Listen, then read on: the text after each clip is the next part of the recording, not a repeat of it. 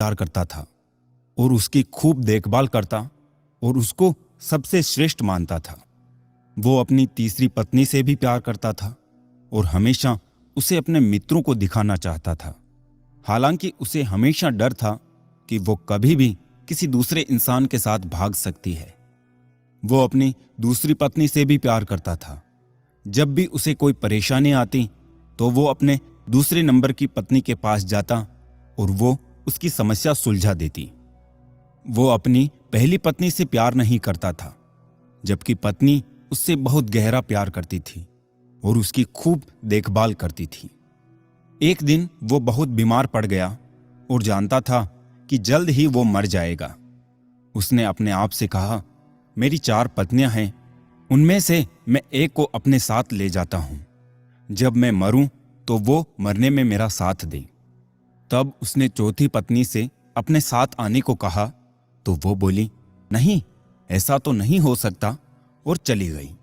उसने तीसरी पत्नी से पूछा तो वो बोली कि जिंदगी बहुत अच्छी है यहाँ, जब तुम मरोगे मैं दूसरी शादी कर लूंगी। उसने दूसरी पत्नी से कहा तो वो बोली, माफ कर दो, इस बार मैं तुम्हारी कोई मदद नहीं कर सकती। ज्यादा से ज्यादा मैं तुम्हारे दफनाने तक तुम्हारे साथ रह सकती हूं। अब तक उसका दिल बैठ सा गया और ठंडा पड़ गया। तब एक आवाज आई, मैं तुम्हारे साथ चलने को तैयार हूं, तुम जहां जाओगे मैं तुम्हारे साथ चलूंगी। उस आदमी ने जब देखा तो वो उसकी पहली पत्नी थी। वो बहुत बीमार सी हो गई थी खाने पीने के अभाव में। वो आदमी पश्चाताप के आंसू के साथ बोला, मुझे तुम्हारी अच्छी देखभाल करनी चाहिए थी और मैं कर सकता था। दरअसल हम सब की 4 पत्नियां हैं जीवन में। चौथी पत्नी हमारा शरीर है।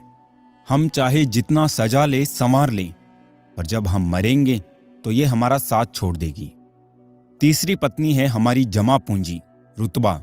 जब हम मरेंगे तो ये दूसरों के पास चले जाएंगी।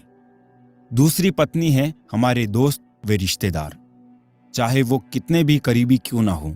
हमारे जीवन काल में मरने के बाद हद से हद वो हमारे अंतिम संस्कार तक साथ रहते हैं। पहली पत्नी हमारी आत्मा है, जो सांसारिक मोह माया में हमेशा उपेक्षित रहती है। यही वो चीज है जो हमारे साथ रहती है जहां भी हम जाएं। कुछ देना है तो इसे दो, देखभाल करनी है तो इसकी करूं, प्यार करना है तो इससे करूं। मिली थी जिंदगी किसी के काम आने के लिए, पर वक्त बीत रहा है कागज के टुकड़े कमाने के लिए। क्या करोगे इतना पैसा कमाकर, ना कफन में जेब है ना कब्र में अलमारी, और ये मौत के फरिश्ते तो रिश्वत भी नहीं लेते।